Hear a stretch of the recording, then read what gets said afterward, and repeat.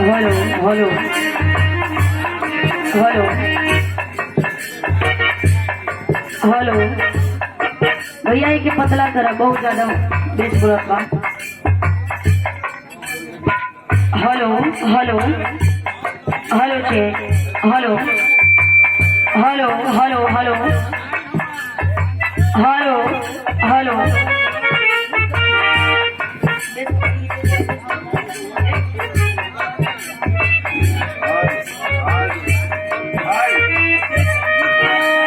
Hello hello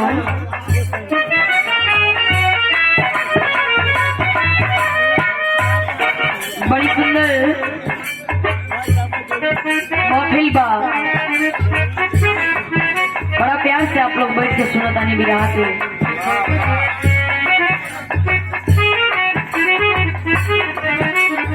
जैसे मन करे वैसे सुना। चिल्लात का हुआ बदतमीजी करे आ लोग। भैया आई देखो पोस्ट में आवाज नहीं थे। ज्यादा बोलना से आदमी अच्छा ना होता आनंद भैया, बस इतने का लिमिट में कोनो चीज लगेगा। बड़ी सुंदर बिरहा के देखवैया लोग निकल गए। बिरहा के मेन सुनवैया लोग बाचल बड़े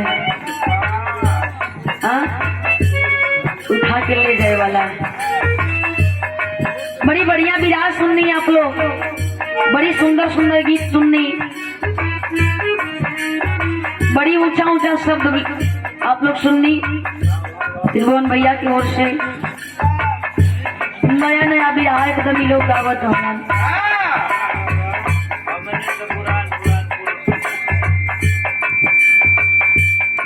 थोड़ा उतना गावती आवे ठीक हो बढ़िया। उस समय पब्लिक चारों तरफ होड़ मचल रहा भैया, शांत करावे में थोड़ा सा इशू रहा।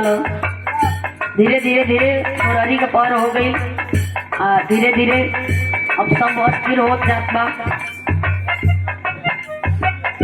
अब रबीना कैले का मतलब का इतन की हाला न हो गई।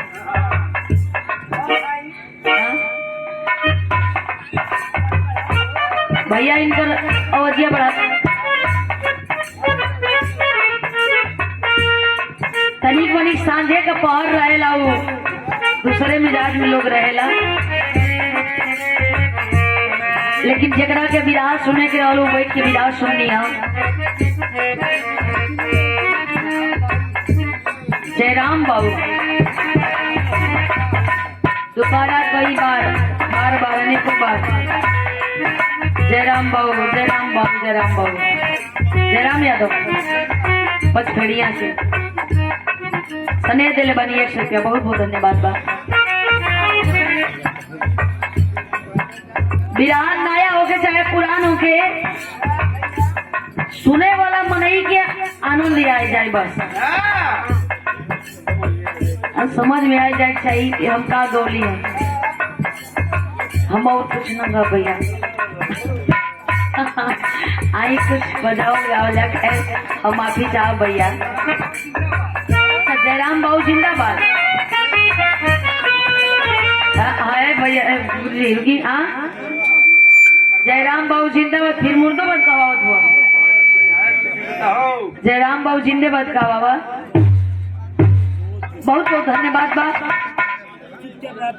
ए बचवा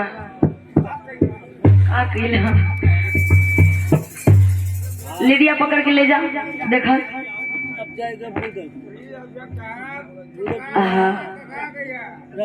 ककारा बरारा हमारा न आवेल भैया।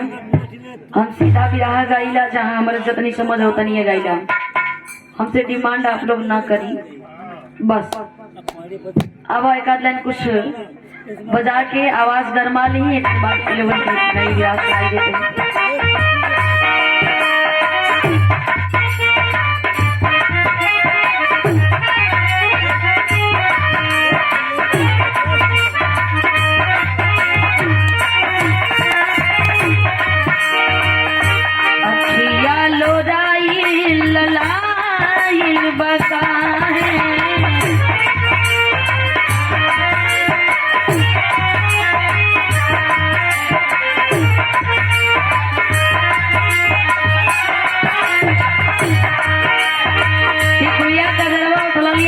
ही गा लेला, लेकिन कुछ कुछ चीज ऐसा होला समाज में सभ्यता से परोसल जाला। राजेश गुरु जी बैठल बानी, ये पारखी लोग ये बैठल बानी, ई धरती परख लेवेला का अखिया लोराइल ललाइल बका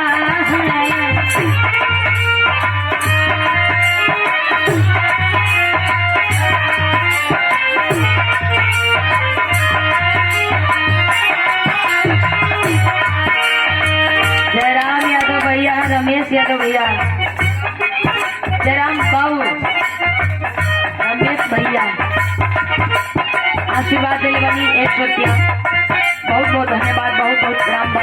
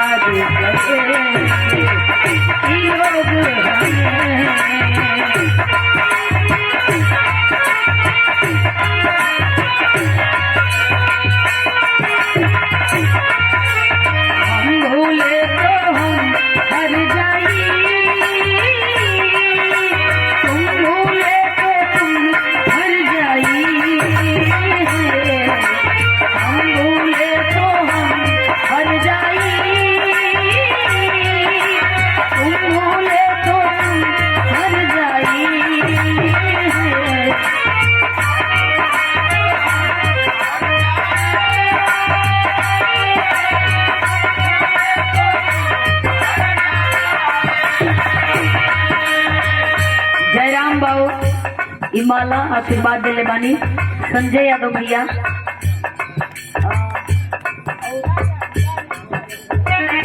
जिला परिषद में जिला पंचायत क्षेत्र पंचायत की भावी प्रत्याशी है भैया हमारे संजय भैया बड़के भैया के द्वारा। संजय यादव भैया जी फिरोजपुर से आप ही के द्वारा आशीर्वाद है, क्षेत्र पंचायत सदस्य हैं। सुंदर पुरस्कार ये 200 रुपयों से नवाजा गया, बहुत बहुत प्रणाम, आशीर्वाद की इच्छा रही।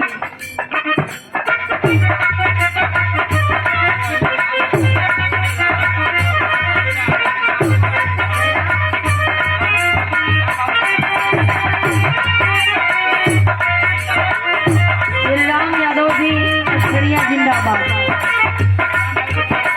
और जयराम बाबू जी के संगे संगे श्रीराम यादव जी तो छोड़िया जिंदाबाद, सुंदर पुष्पहार। ये अच्छा प्रधान पद के भावी उम्मीदवार हैं, बहुत बहुत प्रणाम, आशीर्वाद की कामना का।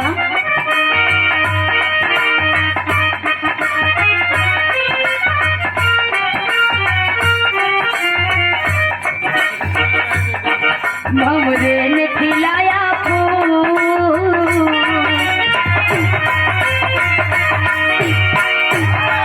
भंवरे ने खिलाया फूल, फूल तोले राजकुंवर।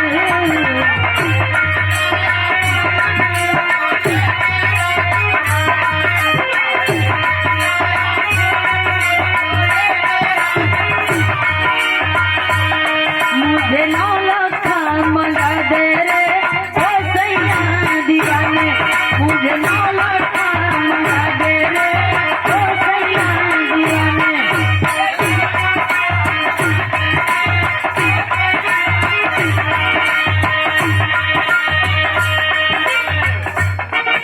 मार्केट में गीत रोज आवेला, रोज चल जाला, लेकिन ई सब गीत धरोहर बा, जमाने के गीत बा, जौना गीतन के कोई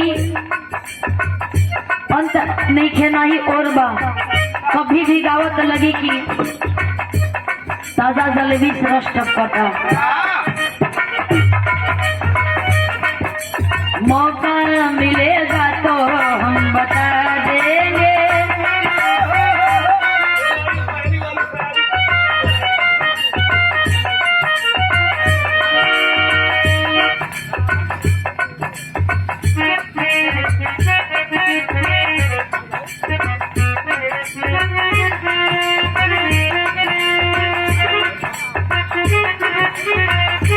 विजय यादव भैया सुंदर पुष्पहार हजारों हजार रुपए के आशीर्वाद रहने बहुत बहुत प्रणाम बा।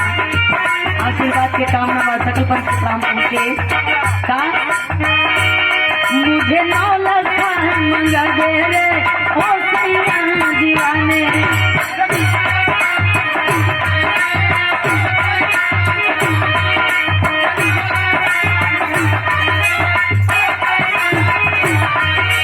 सीने से लगा लूंगी ओ सैया दीवाने।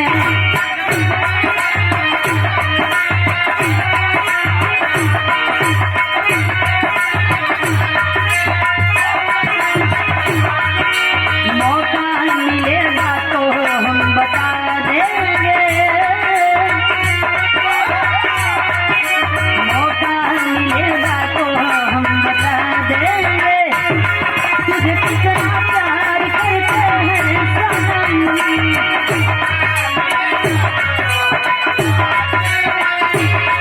तुझे कितना प्यार करते हैं सनम।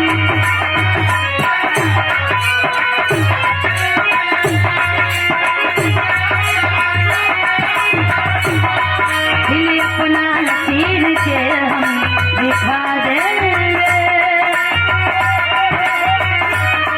दिल अपना लकीर के हम दिखा देंगे। तुम्हें कितना प्यार करते हैं सनम।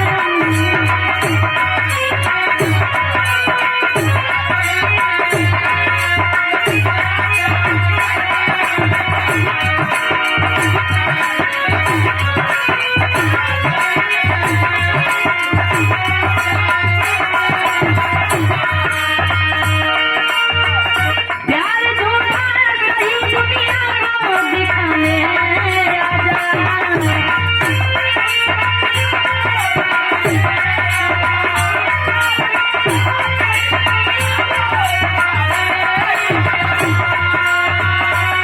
प्यार झूठा सही दुनिया को दिखाने आजा। तुम किसी और से लेके बहाने आजा।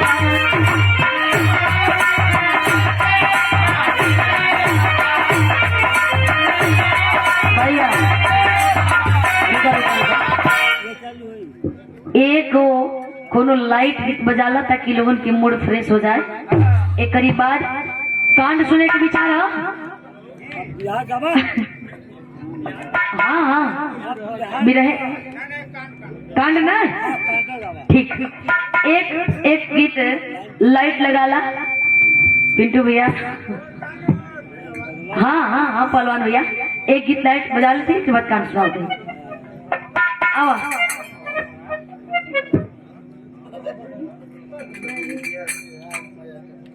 आई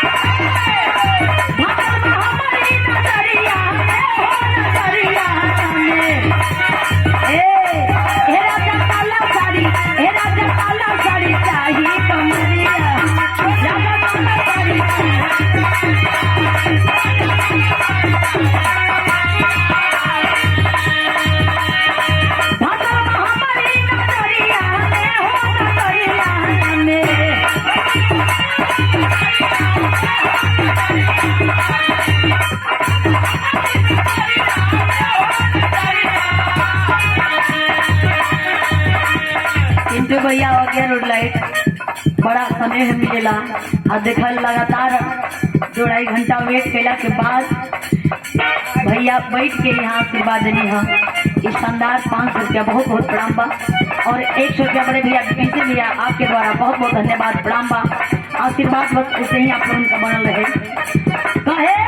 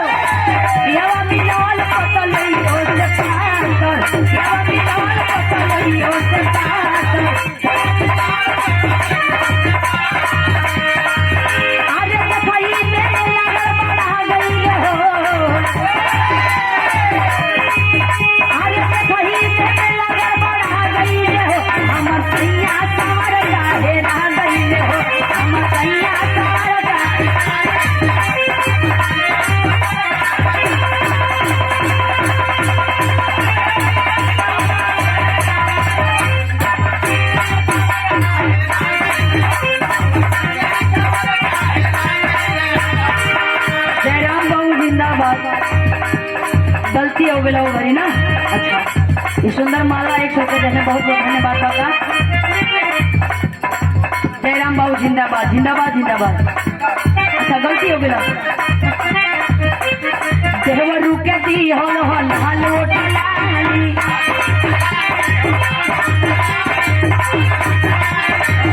ए हो कहिया के दी हल हका में कपना बहानी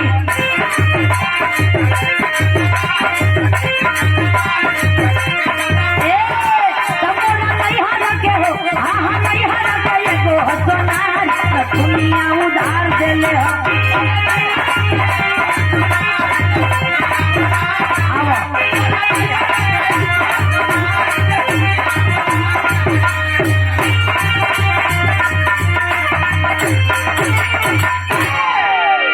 आई एक बढ़िया कांड का कहना हमरे गार्जियन लोगन का और हर पहलवान भैया का आप हम लोगन का अब बिरहा में मौका मिली तो हम गाई। बिरहा में भी बढ़िया बढ़िया गीत बारी सन आप लोग आनंद ले काहे कि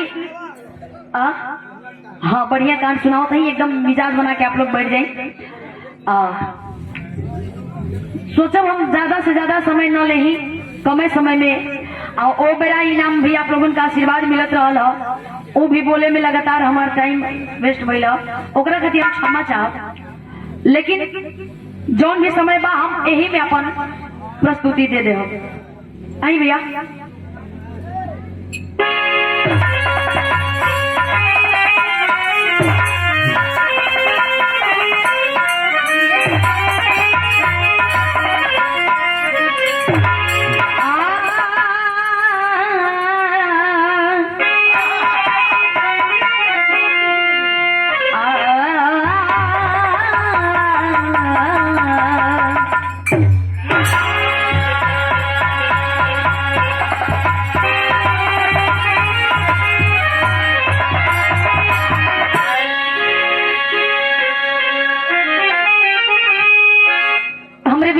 शुरुआत रही हम चाहम भैया बाबू चाचा लोगन तनिक सा ध्यान दे के आप लोग सुनाओ कहानी।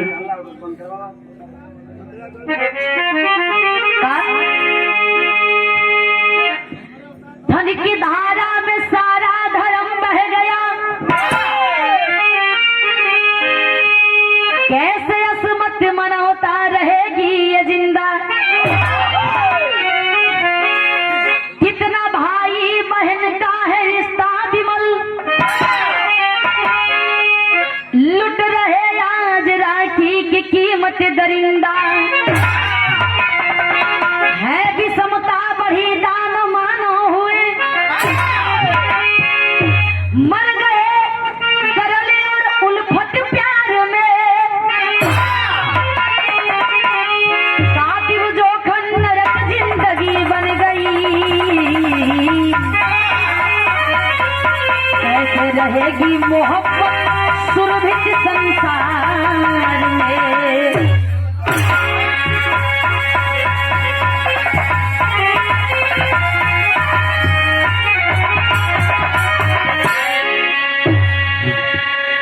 है विषमता बढ़ी दानव मानव हुए।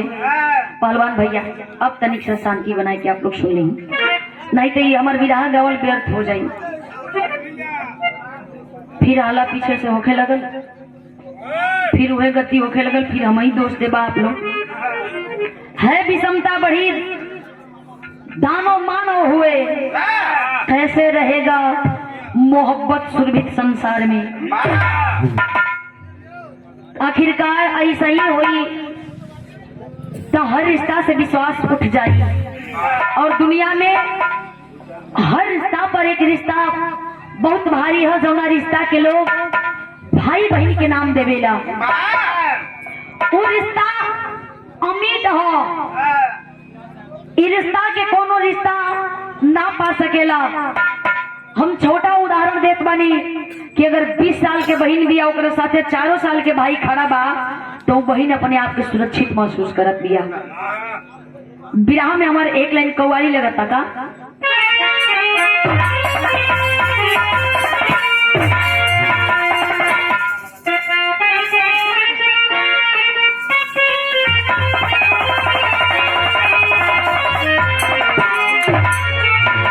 गलती हो गल तो से कई बार गलती हो गल भाई।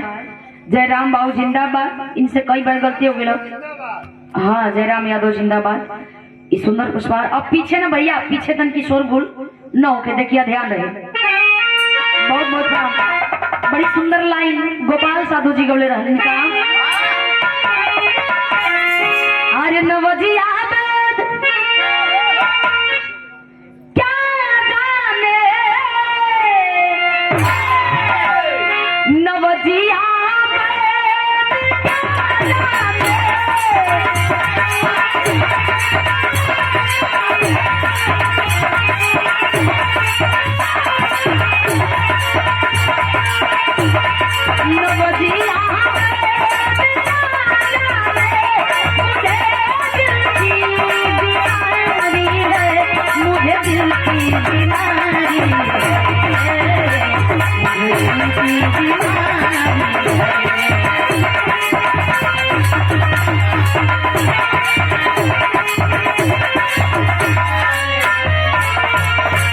और इसी भाव पे बड़े भैया विजय यादव भैया कमेटी के अधिकारी श्रेष्ठ सम्मानित व्यक्ति आपके द्वारा आशीर्वाद दिया गया। संदार ये हजारों हजार का आशीर्वाद बहुत बहुत बड़ा, बहुत बहुत धन्यवाद। आशीर्वाद की कामना सकल पंच के प्राण पहुंचे। लेकिन कभी भी जो लाइन के निकले वाली वो लाइन पर आप लोग तनिक सा ध्यान दे, तनिक सा तवज्जो से आव का मनोता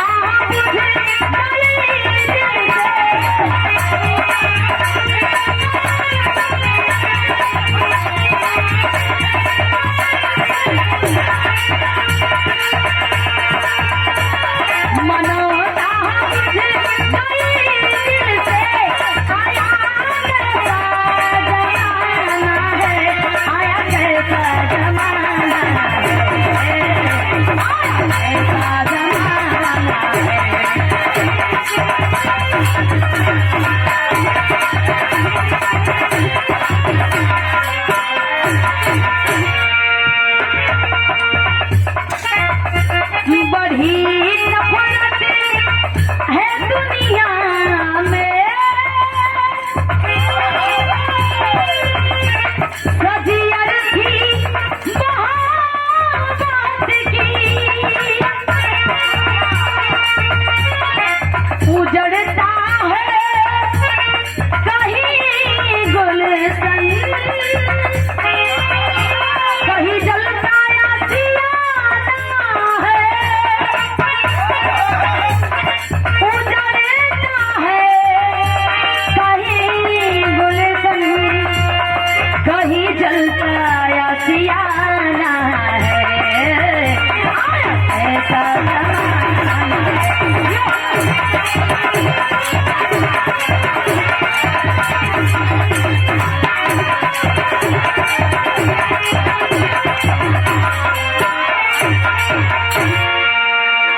और नौजिया बैठ पे भैया पिंटू भैया अवज्ञा रोड लाइट भैया के पूरा टीम के द्वारा ही पुनः ये 500 रुपया दे के आशीर्वाद दे हल्के बहुत बहुत प्रणाम बहुत बहुत धन्यवाद बा।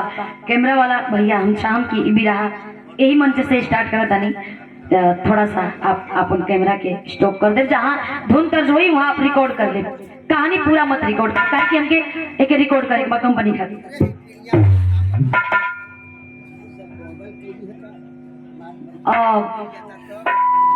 हम चाहम कि सिपाही जी आप भी आ जाइए पिंटू भैया अपन टीम लेके आ जाइए सुनील भैया आप वो लोग आ जाइए आज एक एक माला से सम्मान हो जा भैया आप हूँ आ जाइए विजय भैया एक माला से सम्मान हो जाए एक बाद हम विराह के आगे की ओर लेके चलते हैं राजेश भैया आप पूरा भैया के लेके आ जाइए आई तब तक से हम कहानी के आगे की ओर लेके चलत बनी आई नहीं कैसा जमाना है भैया कैसा जमाना है सभी से कह रहे हैं कैसा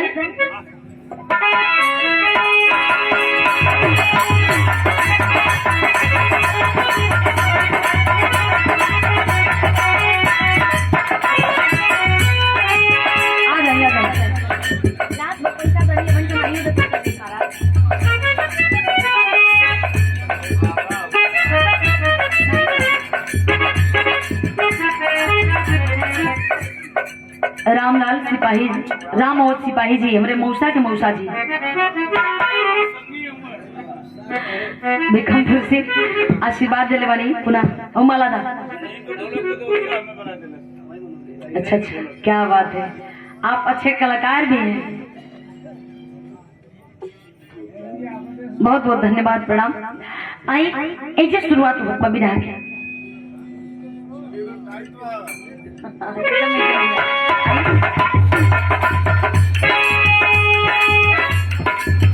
भैया गुरु तुल्य गुरु जी आप गार्जियन श्री राजेश यादव जी बिहार के बतिया की कोहिनूर आप महानुभाव जी के द्वारा आपका यह जन्मभूमि है गृह जनपद में हम लोग आए हैं आपके द्वारा आशीर्वाद में कोई कमी नहीं रही बहुत प्यार बहुत आशीर्वाद मिलल आपके ये धरती पर आके हमारा बहुत बहुत प्रणाम बहुत बहुत धन्यवाद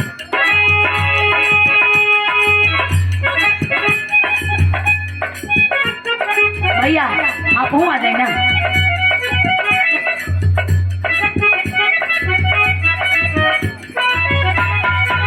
समय बलवान है विजय यादव भैया जी के द्वारा आशीर्वाद है बहुत बहुत काम बहुत बहुत धन्यवाद का समय बलवान है समय ने सबको मारा है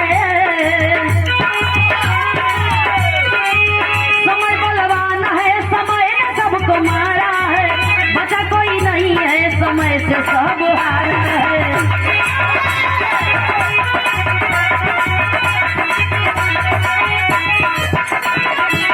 जिला उज्जैन एमपी की करुण कहानी है उज्जैन जिला एमपी जिला उज्जैन एमपी की करुण कहानी है गोपाल गंगा की तड़पती जिंदगानी है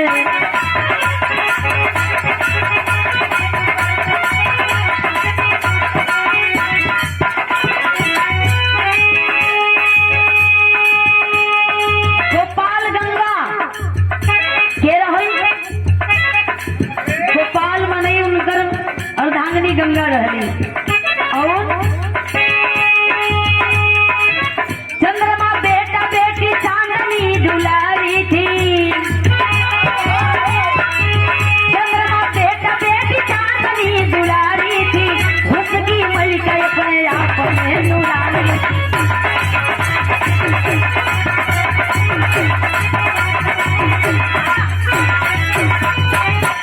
ए भैया पंचायत न फरी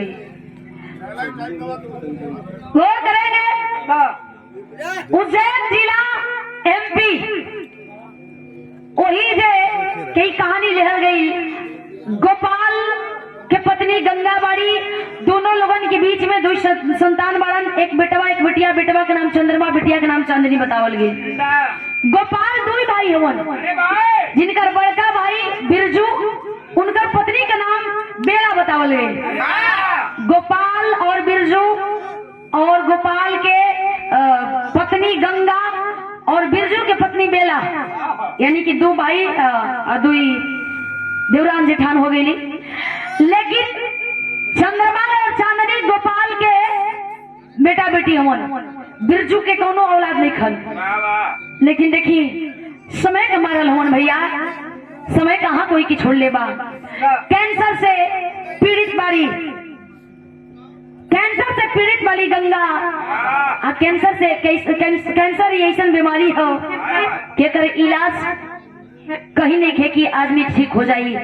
जब हो जाला तो धीरे धीरे धीरे अंदर ही अंदर खोखला कर देवेला इंसान के। एक दिन इस शरीर के त्यागी पड़ जाला भैया।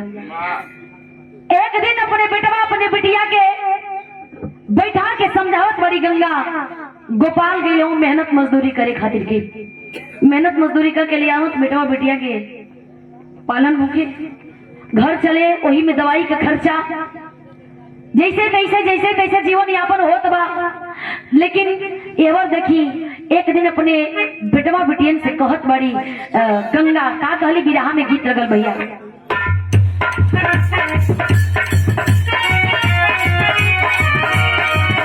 और लोग कहत या दुल्हन बेचारी कि गैया का गैला फिरैया नहीं, का कहे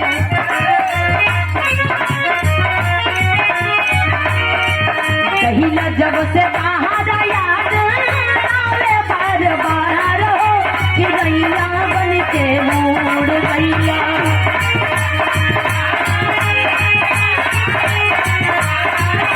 कि गैया बन के मोड़ गैया।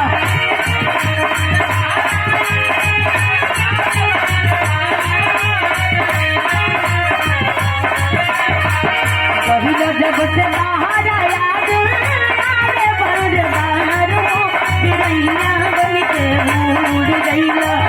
राजा जी हमार हो कि गैया बन के मोड़ गैया।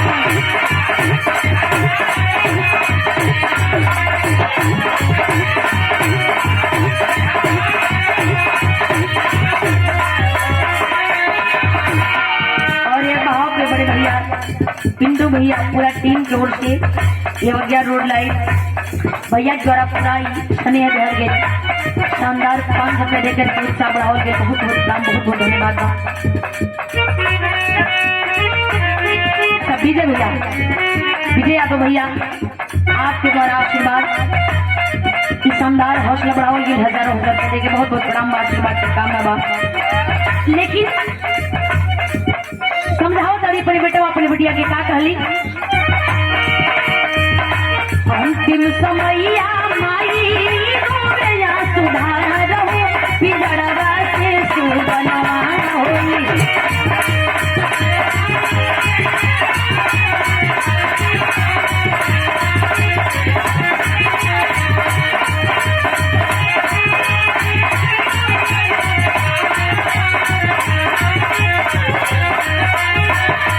अंतिम समैया माई रोवेया सुधार हो बिगड़वा से सुबनवा होई।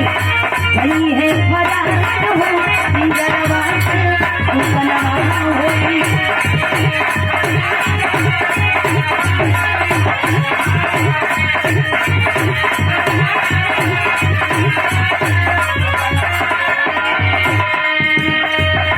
कहतड़ी ये बेटा बाबूजी कहाँ कहाँ से किया रे लाल, हमारा मोला के बाद ई बहिया के तू ही देखभाल करबे, तोरे सहारे रही। का कहतड़ी रोवे एक और बाबू एक और भाई आ बहिया।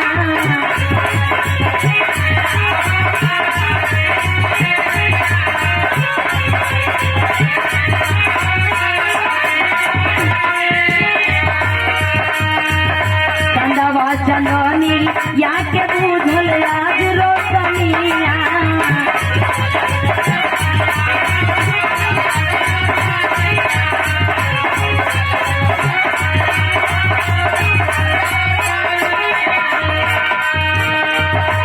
मोहन के नैया डाल के गईलू मजदार हो बिगड़वा से सुबनवा होई।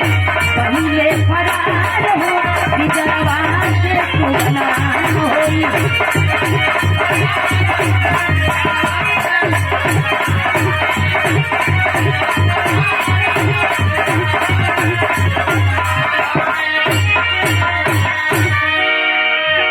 भैया माई अपने बेटवा बेटियन के समझावत बिया कि एक दिन यो समय आई रे लाल कि हम दुनिया में ना रह, लेकिन ई बहनी के देखभाल तू ही करिया। बाबूजी केने केने तोहार देखियन, तू भाई हवा ना, तू बहनिया की देखभाल करिया। आय हाय समझावत बाड़ी, समझावत समझावत आखिरी बात जैसे ही मुंह से निकलल, माई भगवान के प्यारा हो गई। माई चल बसली दुनिया से, रोवे लगलन। गोपाल और चांदनी चंद्रमा और उनकर भाई बड़का भाई बिरजू और भौजाई बेला सबही रोवे लगल कि कैसन मुसीबत के पहाड़ डला प्रभु। अबे तो बेटवा बेटिया हमार छोट छोट उम्र कर रहा। आय हाय बिलखाट बाड़न, रोवत बाड़न कि अब सगरो अनहार हो गई, अब कहर जाए जाए मन कर कि बीच मझधार में जिंदगी के डाल के चल गेलू। गोपाल रोवत बाड़न, बेटवा बेटियन के धीरे धीरे पाले लगलन। समय बीते लगल, 13-14 साल जब बीतल बा ते एक दिन उनके मन में ऐसन बात चलल जो न बात के लेके बड़ा प्रभावित भइलन। विरह में गीत बदलता।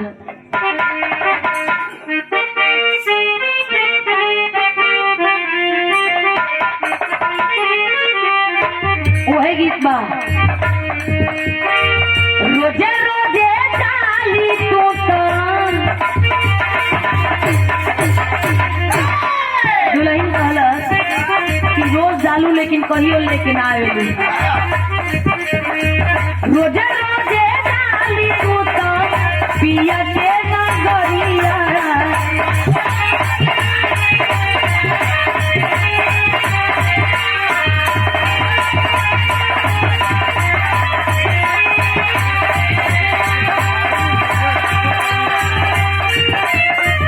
राजेश यादव जी की, गायक जी के बड़े छोटे भाई प्रमोद यादव भैया, मुकेश यादव भैया, जयराम बाबू जिंदाबाद।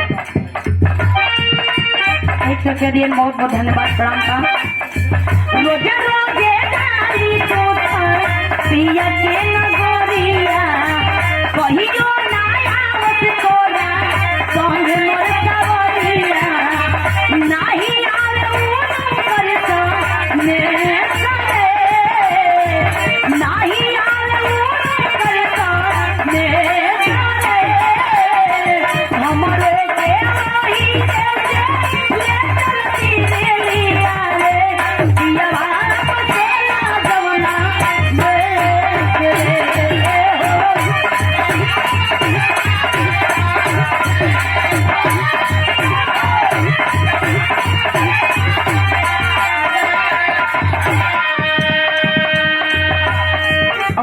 भेंट हुई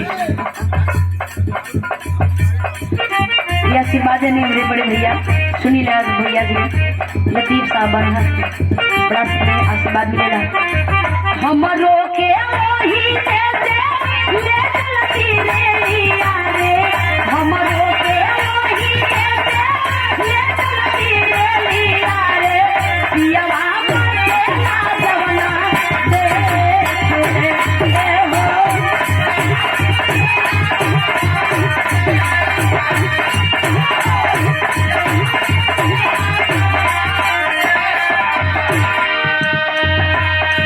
₹100 के आशीर्वाद है पुनः हमारे बड़े गार्जियन बड़े भैया विजय यादव भैया जी, बहुत बहुत प्रणाम, बहुत बहुत धन्यवाद बा। लेकिन देखा बाबू जी क्या करता है, अरे बाबू भी योगी भैले बरसे नजरिया, हमारा के छोड़ी चली गईलू गुजरिया। तोरा लुसनेहिया के गोरा हो, तोरा लुसनेहिया के गोरा हो, तोहरा हो बिना सगरा पाइल माया धरिया हो, धरले देवरिया बाटे मोरा।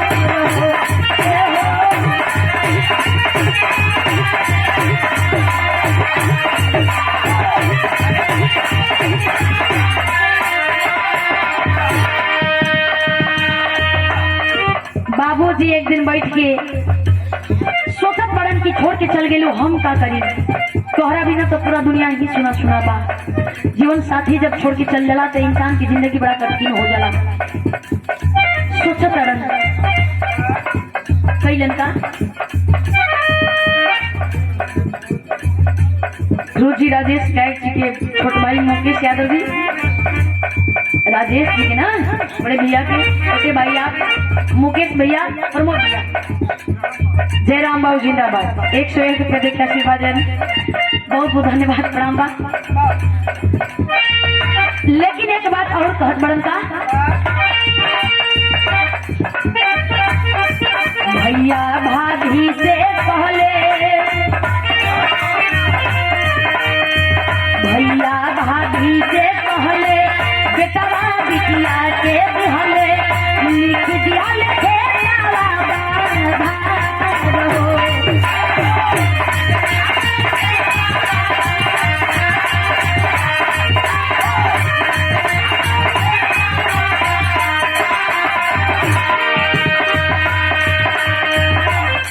अपने बड़ भैया की बिरजू के लगे जाके अपने बेटा बेटियन की सौंपत होन का कहत होन,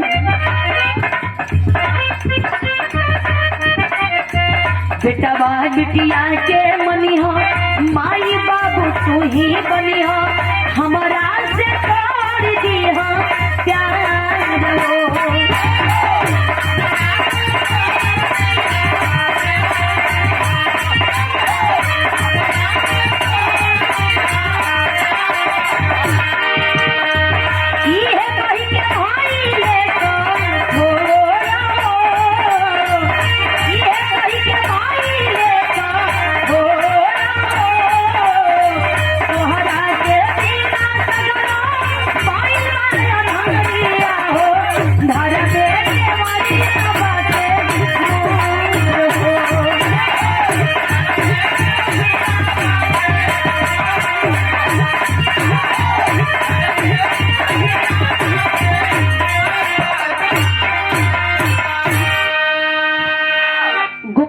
बेटवा अपने बिटिया के लेके गेलन, जमीन जायदाद के कागजात लेके गेलन।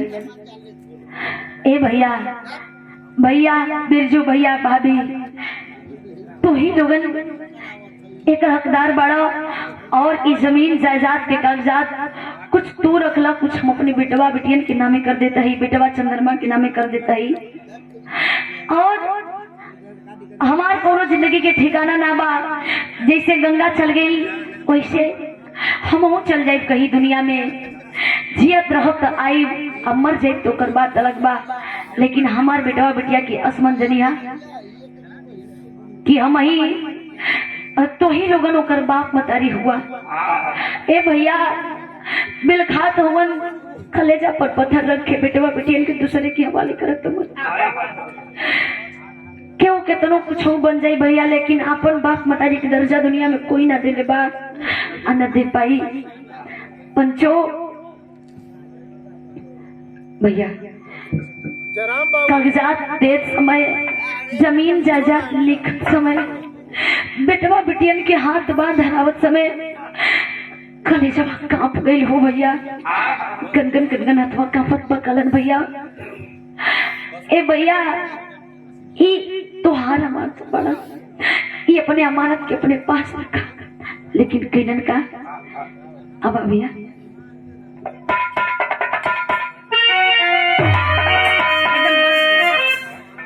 एक बहुत पुरान गीत बा, बहुत जमाने में लोग गावत रहलन का, अरे काला काला छाता वादी काला, काला छाता वादी काला, काला छाता वाहो झूलरी दी काला सासा राम मोरा किया हो राम रे झूलरी दी काला सासा।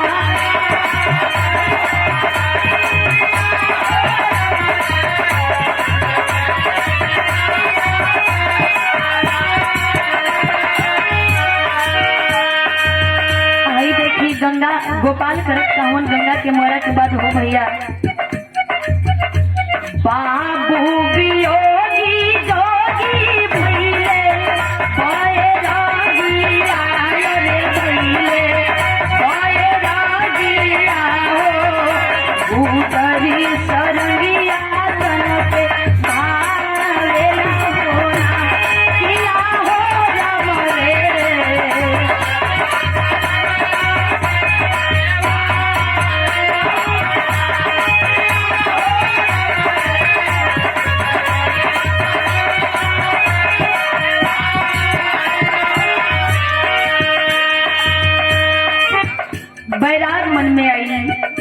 बैराग जब संभाला तो दुनिया का हर मोह माया से इंसान मुक्त हो जाला।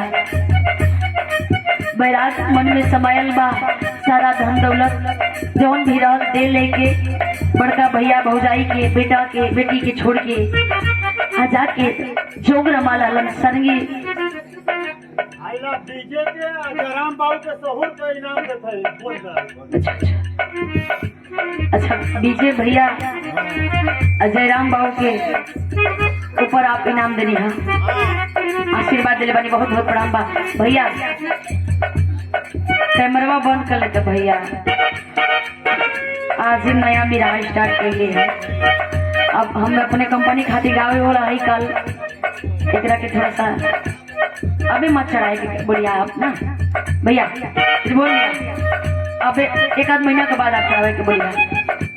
देखियो जब बैराग मन में समाई बा पिंटू भैया करत का बड़े धीरे धीरे बीतल साल साल के समाईया चार साल के समाईया हो बड़का बाबू माई भई कठोर धनु होला किया हो राम रे।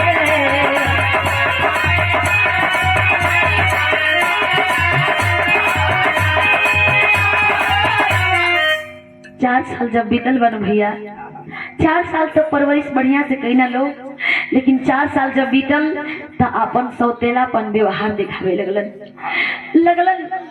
एक हक अन्न के तड़पावे, एक हक दाना के, एक हक पानी के तड़पावे लगन। बाबू 13-14 साल के रहने कुल आ 13-14 साल या 4 साल और बीतल, मान के चला 18-19 साल जब हो गए, 18-19 साल के बेटवा बेटिया हो गए, जवानी के दहलीज पर कदम रखले हुआ, अपन सौतेलापन व्यवहार लगलन करे। सौतेलापन व्यवहार देख के चंदनवा लगल ओकरा मनवा में ठेस कलस की बाबू माई तो छोड़ के चल गिलन। अब धीरे धीरे दूसरा रास्ता अपनावे लगल, और जब दूसरा रास्ता अपनावे लगल भैया तैहर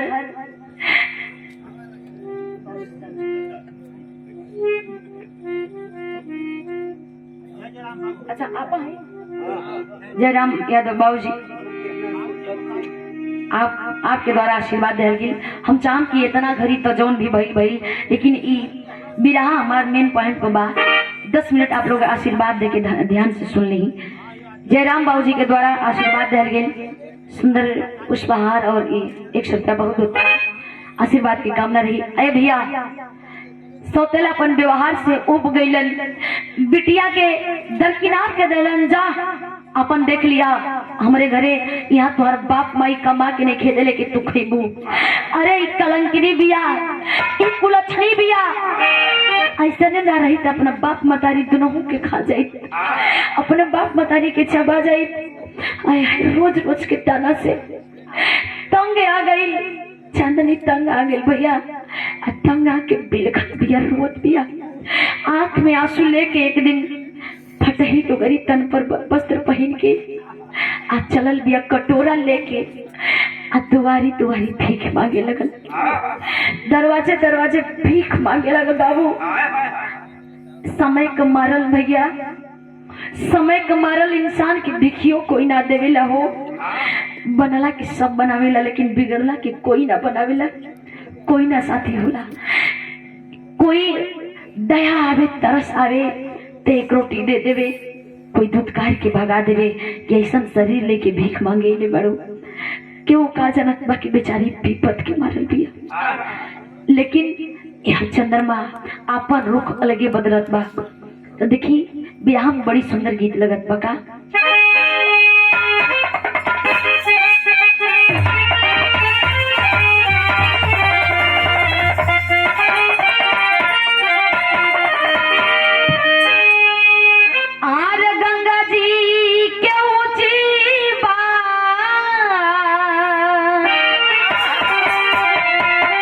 हमारे माई बहन लगन गावेली, आरे गंगा जी के ऊंची बा,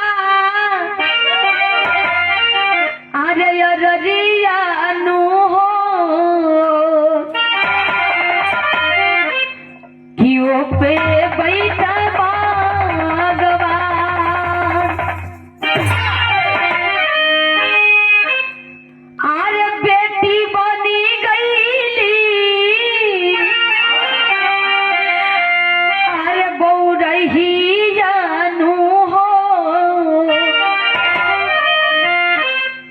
भिखिया मांगे कारदार अरे तनमा पपी खरल बा फटाई लुगरिया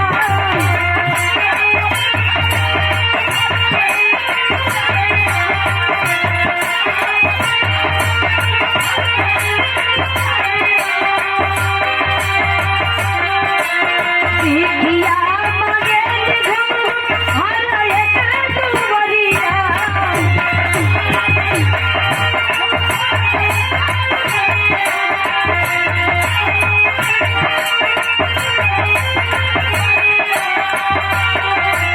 अरे भैया बनी गईले बिछोही जानू हो भैया बनी गईले बिछोही जानू हो भिखिया मांगे कारदार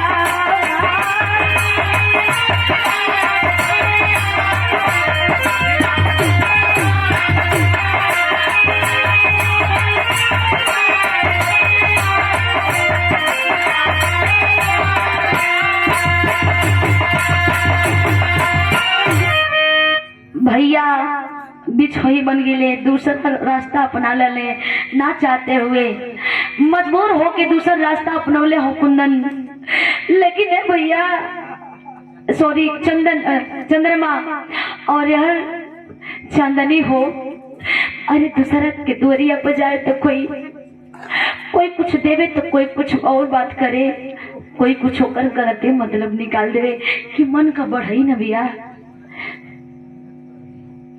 मन का बढ़ल बिया ये बहुत बदेल हुई घर से भागल हुई ये बहुत ऐसा हुई तमाम प्रकार की बात सुने के मिले लेकिन अरे वो तो बेचारी विपद के मारल बिया कोई ऐसा बात कहे मुँह मोट के झरझर रो के दूसरे दोरिया निकल जाए भैया ए बहनी ना देवे की हद ऐसा मत बोला भैया हम विपद के मारल हई हो हम ऐसा ना है हमरो बाबू माई हो रहतन त आज ई दशा ना देखे के पड़ी लेकिन का करबा अपन पराया बनावल काहे के बा आय हाय अरे बेचारी के रोले बन के पता ही झरे लगन बैठ के एकांत में सोच के रोवे फूट के रोवे लोग कहेला कि रोला से दिल का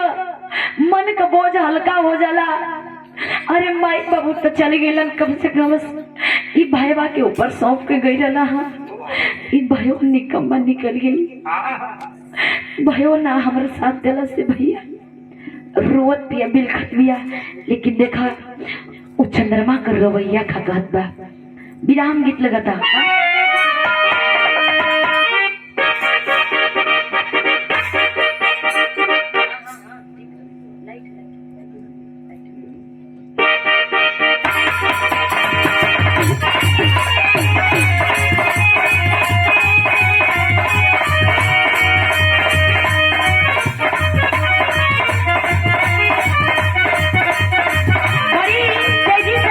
पहलवान लगरिया में खूब बाजल कोनो लड़की बारात में लड़का गई रहे ओकरा के देख के कहतिया कि देखा हम सुधारला था तो ढेर जने लेकिन भैया बारात करे जाला लोग तो उसकी बेटी पर चढ़ेला सोचेला कि हम दिखाई दे कि ओहर सब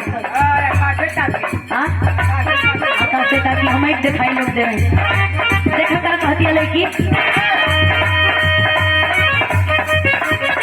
छते पर चढ़ी के तू भेटाड़ू कहारी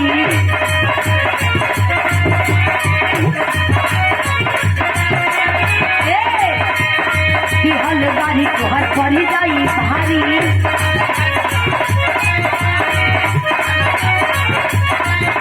छते पर चढ़ी के तू भेटाड़ू कहारी हलदारी को हर पड़ी जाई भारी तो लड़किया कहलक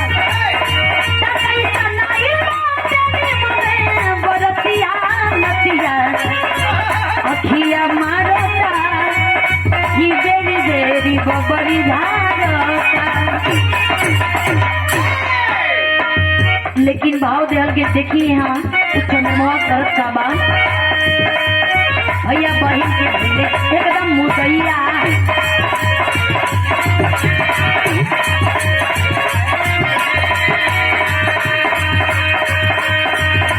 आगे दारू के नशा में धुत बा, रातों दिन दारू पिया था।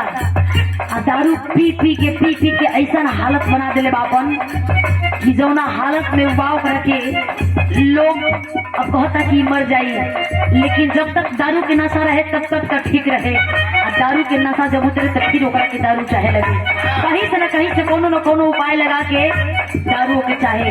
जौन भी ओकरा नाम पर 2-4-10 बीसा बाबू छोड़ले रहलन ओहो के बेच के उड़ा दलन। कहे के बाबा भैया बहन के भैले बड़का जुआरी,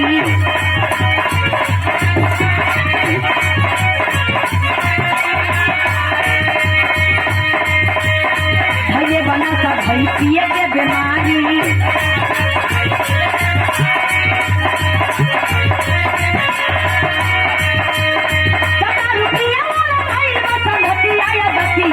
मतिया मोरले बा किसी मोरा तू दारू चढ़ले बा और गतिया मतिया मोरले बा किसी मोरा तू दारू चढ़ले बा।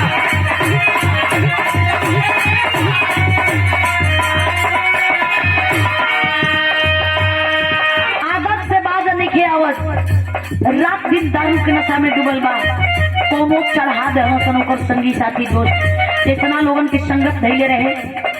कहल जाला संगत से बुढ़ होत है, संगत से बुढ़ जात। जैसन परवरिश में रहे लगबा वैसने होखे लगेला। कहे के ना पड़ेला भैया अपने आप हो खाए लगे, आदमी करे लगे। अरे ऐसा कोनो बात नहीं के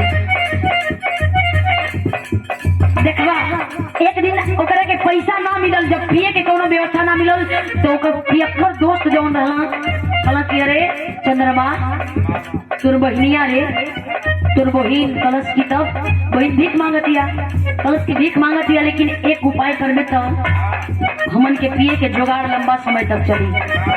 आय हाय मन में ऐसा खिचड़ी पकौले लोग कि ओकर दिमागवा से बतिया उतरबे ना करे। आके बहनिया से कहस का कहे कलश बहन से एक दिन भैया मुदैया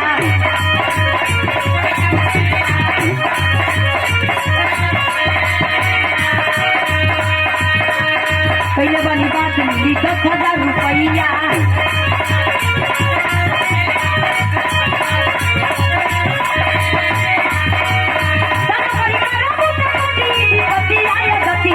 मतिया मोरा किसी मोरा तो दारू चढ़ले मतिया मोरा किसी मोरा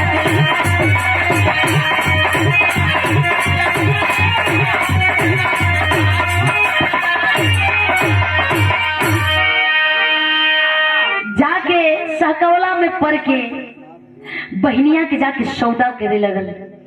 कलश की जाके ओके बहलावे फुसलावे लगल। कलश की ए दिन भर भीख मांग के आके दरवाजे पर पड़ल बिया आधी टुकड़ा खा के वही तरह।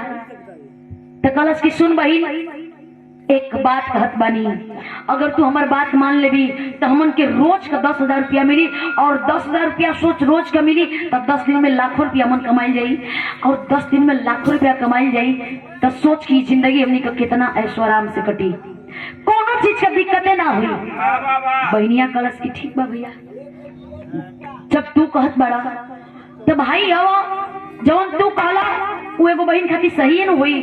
तू जौन देख के आइल बड़ा, जौन सौंप के आइल बड़ा, जौन बतिया के आइल बड़ा, वो सही है के आइल बा।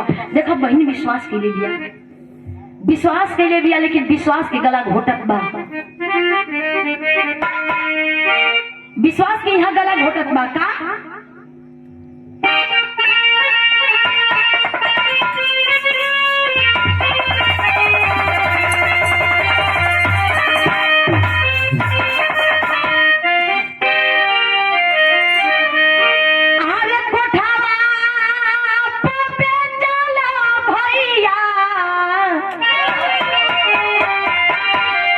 अरे अपन तू बहनिया हो, बाला फुसला करके लेके गया है। चल भाई चल, बहुत बढ़िया जगह नौकरी लगावत रही, वो नौकरी के तू कहो सोच ले ना हो वो। आय है बहनिया कलश की हमनी की जिंदगी जो नहीं सी बा बीत जाई हंसी खुशी का दिक्कत बा बढ़िया पैसा मिली हमन अपन जीवन सुधार ले जाई। माई बाबू के गईला के बाद ये सहारा रहल माई करे के सौंप के गई बाबू एकरे के सौंपले रहा बड़का बाबू बड़की माई के सौंपले रहा तो दूध कार देना लो अपने दरवाजे से भगा देना लो। भैया हमरा खातिर बढ़िया सोचले बा अरे भैया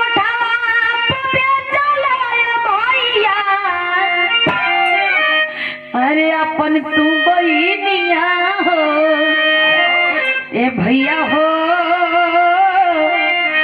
अरे भूली गईला रखिया के प्यार नु हो रहा। जब लेकर के गया कोठे के पास कोठे के अंदर प्रवेश कराया पीछे से पैसा लेत बा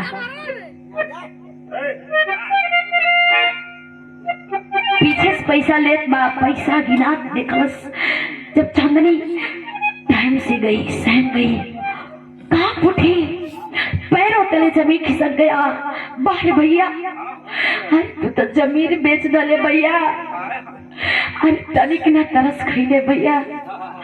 अरे वो एक बहन रही द्रौपदी बीच सभा में नंगी कहीं जात रही रे लेकिन भगवान कृष्ण ओकरे दारुण के सुन के पुकार सुन के आई रहल ओ घरी बहन के इलाज बचोले रहल लेकिन जो भैया जो ई राखी की कीमत ई राखी के बंधन के शर्मसार कर दले भैया।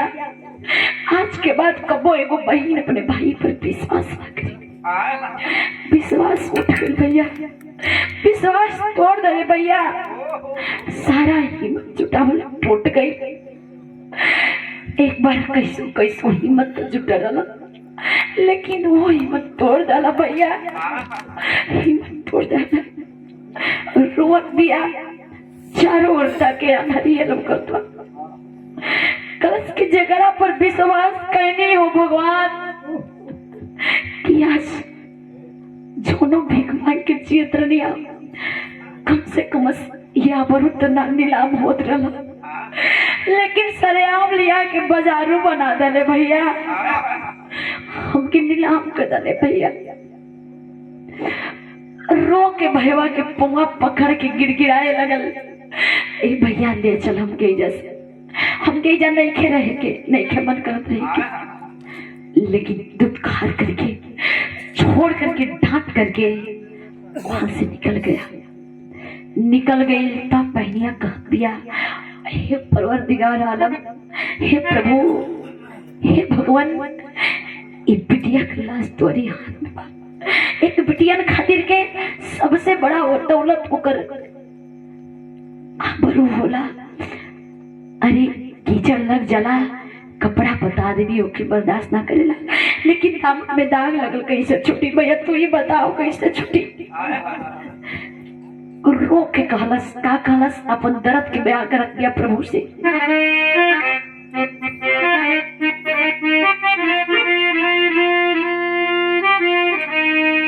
सिपाही जी के द्वारा आशीर्वाद आइल बा ये भाव पे अरे 1 लाख रुपया वाला अरे नथिया उतारे है अरे कैसे ही बला के प्रभु जी जतिया रहे हैं अरे भाई लिया नारिया खुदी के भगल से चंदनिया हो भैया हो अरे तोरी दिहाला रखिया के प्यार हो रहा भैया यह दौलत के दरिंदा या कि नोचिए हे भगवान तो ही सहारा पड़ा बड़े बड़े रुपया वाला सौदा कर ले बड़ा कोठे की मालकिन बुलबुल सौदा कर ली है एडवांस ले ली है कि नई चिड़िया कोठे पे आई है आए है लोग आवे शुरू हो गई बड़न। जब घमासान लगल बा, पता चलल बा कि लोगन के कोठा पर आवागमन हो गई बा। कुछ रात बीतल, शांत भइल। आ जब शांत भइल, मौका के तलाश कैलस, फायदा उठा के मौका के बांध के सारी खिड़की से आ हिम्मत जुटा के कूद के भागल बिया। अब कूद के भागल बिया, भागत भागत भागत जान बचा के भाग के गई। कहा 2 लाइन विदेशिया लगल बा।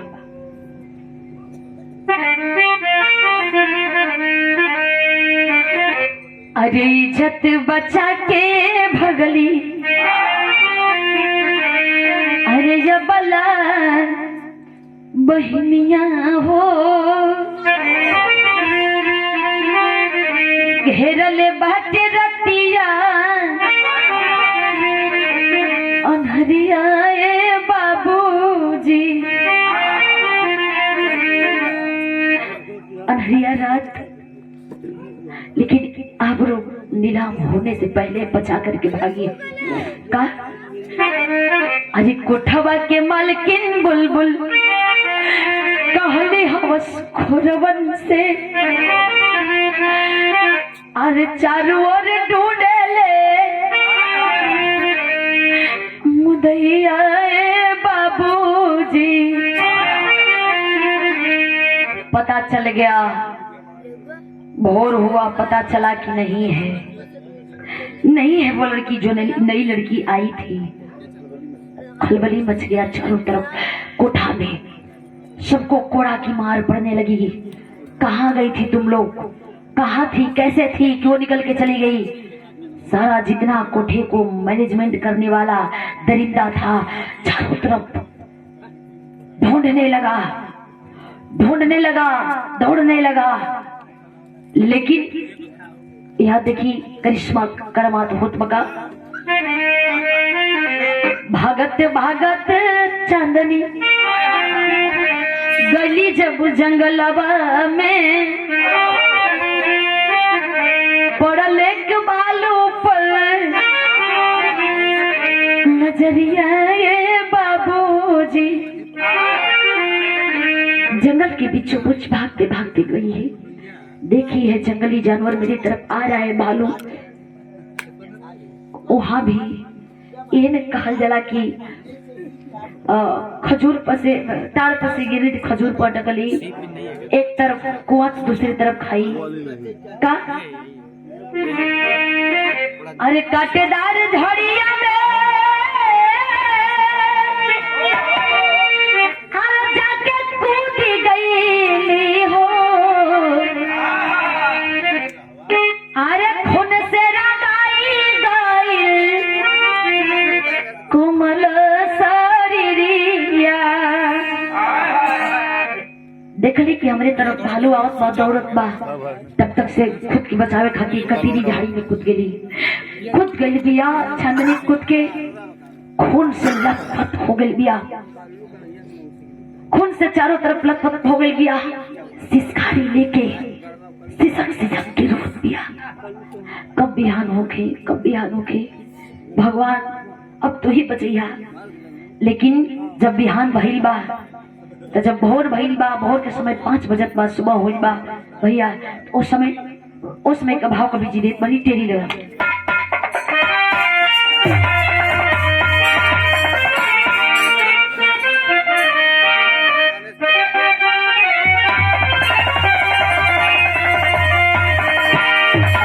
जतिया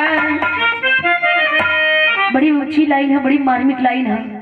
सबके घरे बेटी बहन है। हमके विश्वास बा कि विधा सुन के आंख से आंसू ना आई, लेकिन कलेजा कंपित हो जाए। अरे जतिया कैसे या पलंग के रही, अरे जतिया कैसे या पलंग के बची, भाई हो के ना रख ले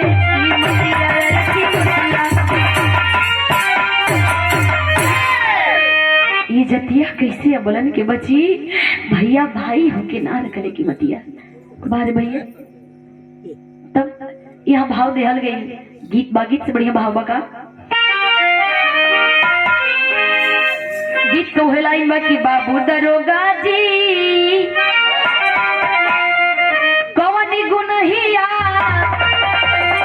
बनल पियवा लेकिन कहत बड़े वही रास्तवा से जब भोर भइल जोगी बाबा सरंगी लेके टेरत भजन गावत निकलत वन लालिमा छावत बा देखलन कि सिसक सिसक करके कोई बाला झाड़ी में तड़प तड़प के रो रही है।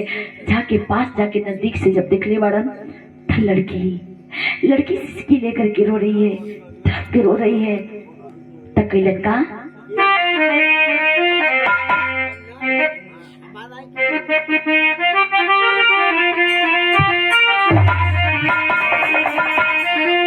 अरे जोगी बाबा हो, जोगी बाबा की भी देख के आंख से आंसू आ गई। जोगी बाबा हो काहे रोवेला आपन हसुआ जोगी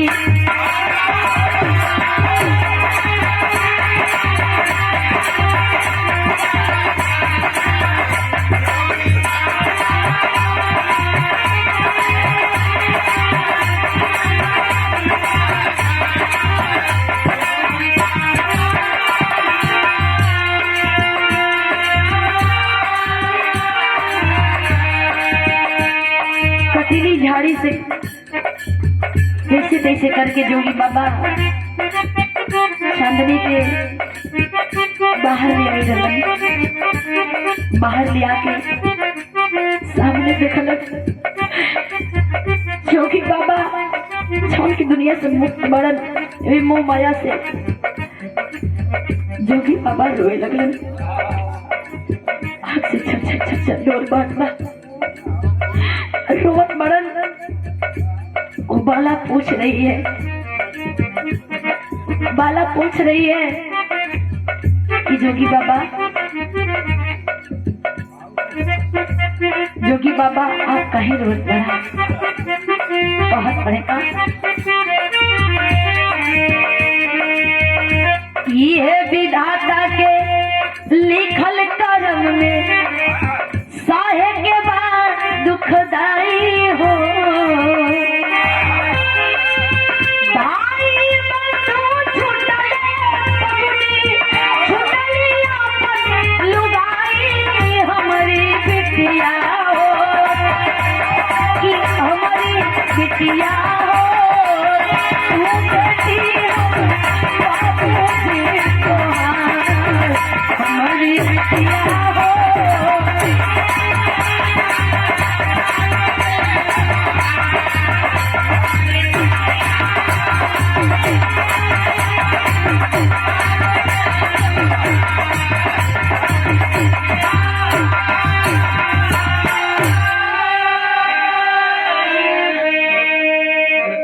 भैया विजय भैया के द्वारा आशीर्वाद दे रहे बहुत बहुत प्रणाम।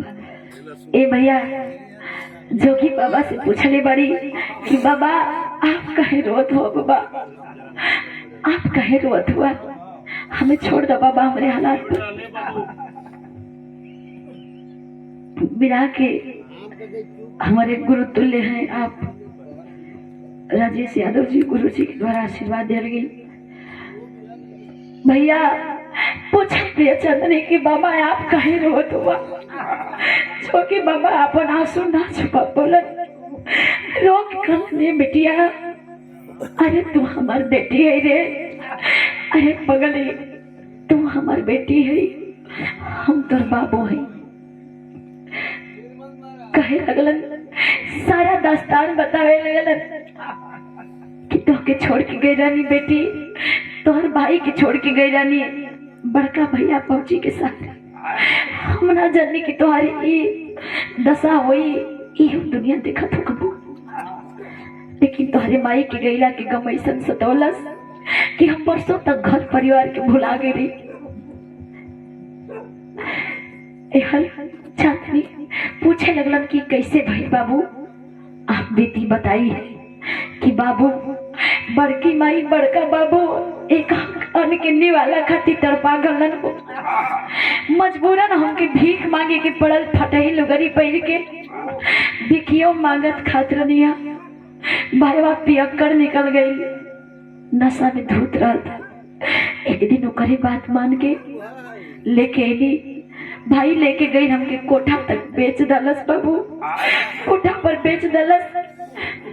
हर घड़ी ना बुझाई, लेकिन कोठा पर जब बेच के आई ना, वो समय हमके हर दुनिया लोग के लगल।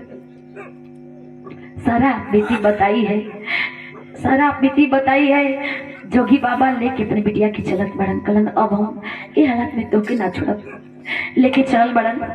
भैया देखिए एमा दुल्हन के आधा में बतावे के पड़ता।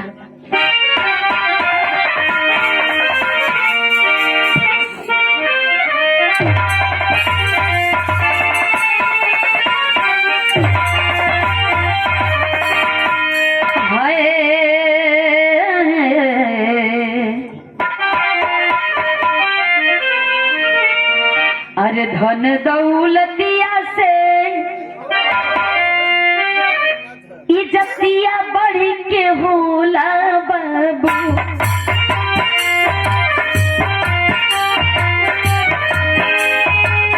धनवा से धर्मवा बढ़ के होला सरकार।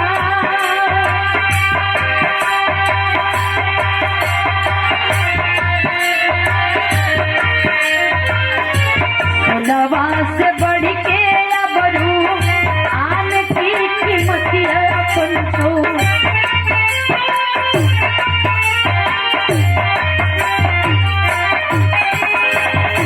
दवा से बढ़ के होला ममता दुलार।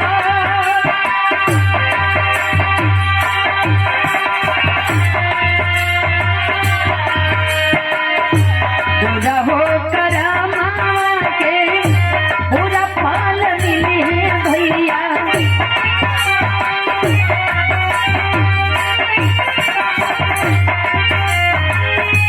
बढ़ जाई देवरिया एक दिनों पर मजधा।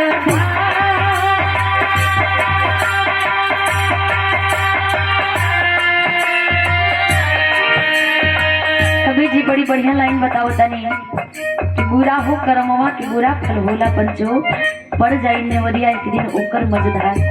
औरी का बेला बिरजू करे आवत रहले दरसनाए भैया,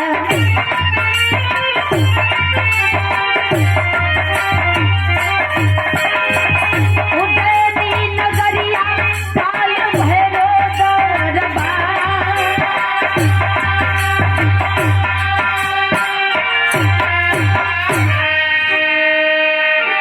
भैया हो बाबू हो, बेला बिरजू की पत्नी और चंद्रमा के लेके काल भैरव के मंदिर दर्शन करे खातिर जात रहलन उज्जैनी नगरी। काल भैरव के दर्शन लोग कहला कि उज्जैन गेला के मतलब का कि जब काल भैरव के दर्शन ना हो, काल भैरव के दर्शन करे जात हमन भैया। लेकिन आए पंचो आधे रास्ते पहुंचल हुन, आधे रास्ते में पहुंचल हुन राहगीर के बचावे में, रास्ता चले वाला मनई के बचावे में। रास्ता आदमी चलेला, गाड़ी के बचावे के होला, अब तो पैदल इंसान बा। बचावे में ऐसा गाड़ी के ब्रेक लेला कि गाड़ी ऊपर पहाड़ी से ढमला नीचे आयल, घायल हो गई ने। कोई स्पॉट पे ही डेथ कर गया, एक्सीडेंट हो गई, भारी एक्सीडेंट। ओहमा तीनों जाने बेला बिरजू और चंद्रमा यो घायल अवस्था में तड़पत हुन। आनंद फानन में हॉस्पिटल ले गई, नजदीकी स्वास्थ्य केंद्र पर ले जाके इलाज करावल जात बा। एहर रेडियो चिल्लाए लगल, बोले लगल, पेपर पत्रिका में छपे लगल कि काल भैरव के दर्शन करने जा रहे इतने यात्रियों का एक्सीडेंट हो गया। कुछ यात्री घायल बचे हैं, कुछ यात्री स्पॉट पे डेथ कर चुके हैं, जिनमें बेला बिरजू और चंद्रमा भी ये लावारिस के तौर पे रखे गए हैं। कोई बचा ही नहीं है। जिनका जो था, जो लोग थे वो लोग जा करके अपना अपना डेड बॉडी अपना अपना मरीज को ले जा करके इलाज करा रहे हैं। इन लोग लावारिस हालात में वहां पर हॉस्पिटल तक गए हैं, लेकिन लावारिस घोषित हुए हैं। पेपर पत्रिका द्वारा रेडियो समाचार बैठ के एक दादा सुनत रहा, रास्ता से जात रहलन, अपनी बिटिया के लेके चांदनी के लेके जोगी बाबा सुनले हवन, समाचार बैठ के सुने लगन। 2 मिनट सुनलन, तब तक से पता चलल। और जब पता चलल धावल अपने बिटिया के लेके इस नजदीकी स्वास्थ्य केंद्र पर पहुंचत हुआ। जाके लगलन पूछे, भैया ए बाबू, आई बेला बिरजू चंद्रमा नाम का मरीज कौने वार्ड में बाड़न, कहाँ भर्ती बाड़न भैया, हमें बताओ न भैया, बताओ न बाबू, बताओ डॉक्टर साहब। जा के उघार के देखे लगलन, सबकर चेहरा से हटा के पर्दा जो डालल रह देखे लगलन, कपड़ा हटा के देखे लगलन। नर्स बताई है कि इस वार्ड में भर्ती है। दौड़ के जाके देखत बारन, रोवे लगलन। जोगी बाबा, बार मालिक, तोर कुदरत के करिश्मा अपरंपार बा मालिक, ई कौन दिन दिखौला मालिक, कौन दिन दिखौला। जाके वहाँ कलन डॉक्टर साहब जौन भी कमी होके हमसे कहीं हम लिया के दे, लेकिन हमार भैया के, हमार भाभी के, हमार बेटवा के जिंदा कदी हम नहीं चाहते कि हमार बेटा, हमार भाई बहुजाई हमसे दूर जाए। कलन ब्लड की कमी है, दोनों बाप बेटी लेट गए वेंटिलेटर पे, जितना चाहिए ब्लड निकाल ला, लेकिन हमार भैया भौजी के, हमार बेटवा के जिंदा कर। आय हाय लेटल हुआ, तब खड़ी कलाई ना।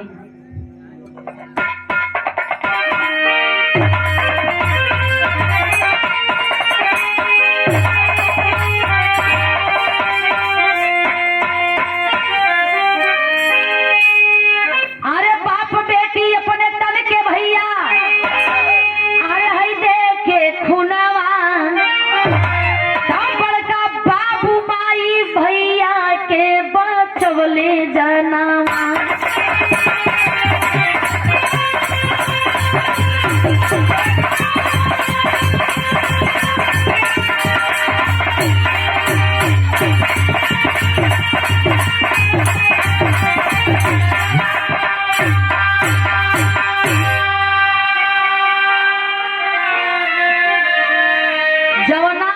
बेटवा के दूधकार देले रही, वो बेटवा वो लोगन के साथे पड़ल बा। जौना बिटिया के दूधकार देले रहे, लोग घर से निकाल देले रहे। जौन बहनी के वो भाई बेच देले रहे, उहे बहनिया जाके खून देत बिया। आ वो बाबू जौन जोग रमोले रहे, सारा ई मोह माया त्याग के, वो बाबू लेट के और खून देत बड़न। ब्लड चढ़त बा।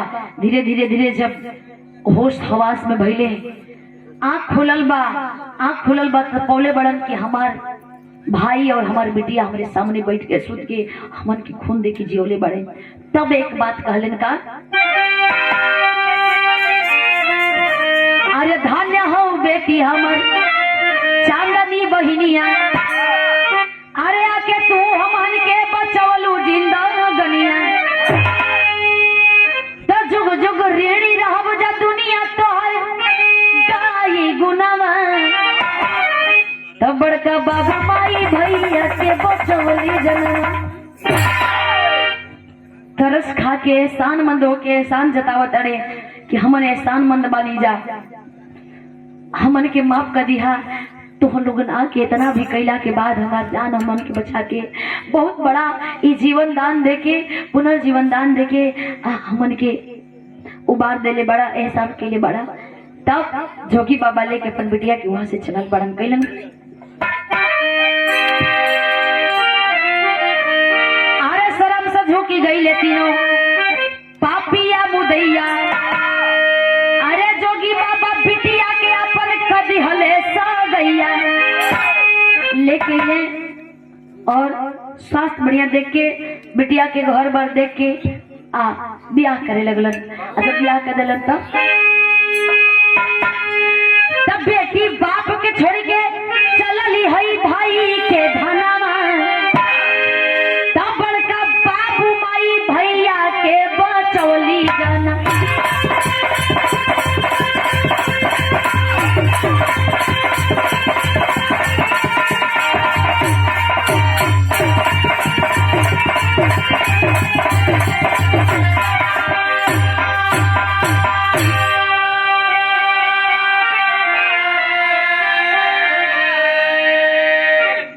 भैया बहन का आवत हमन हो पिंटू भैया अवज्ञा रोड लाइट पूरा टीम भैया के द्वारा पुनः ये भाव के आशीर्वाद दिले बनी भैया 500 रुपया बहुत बहुत प्रणाम भैया के चरण में बहुत बहुत प्रणाम बा पूरा टीम के धन्यवाद बा सकल पंच के प्रणाम बा। ए भैया ई रहल एगो परिवार की व्यथा तो देखा परिवार परिवार होला। अंगूर जब तक गुच्छा में रहेला ना भैया भैया जब तक अंगूर गुच्छा में रहेला तब तक ओकर कीमत कुछ और होला और जैसे ही वो अंगूर के दाना गुच्छा से टूट के अलग हो जाला तो ओकर कीमत कुछ और हो जाला। ऐसे कहा जाला कि ज्वाइंट जब तक बा ये शरीर का हर एक अंग जुड़ल बा तो हर ताकत के आदमी आजमा सकेला। ये पांचों अंगुली मिल के एक पंजा के रूप ले सकेले ताकत हो जाला। आदमी हर जौन चाहेला वो कर सकेला एक अंगुली से कुछ ना हो सकेला। ऐसे परिवार की कीमत परिवार ही समझे तब बेहतर बा परिवार ना समझे तो फिर ई ना समझी कहल जाई। जैसी करनी वैसी भरनी आगे आ जाला आखिरी भाव बका।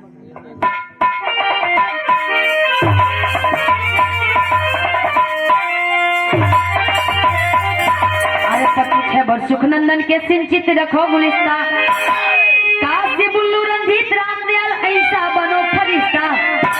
अरे इज्जतिया कैसे बलन के रही ए भैया इज्जतिया कैसे बलन के बची रवि ना कभी जोखन के गीत गगन में इज्जतिया कैसे बलन के बची।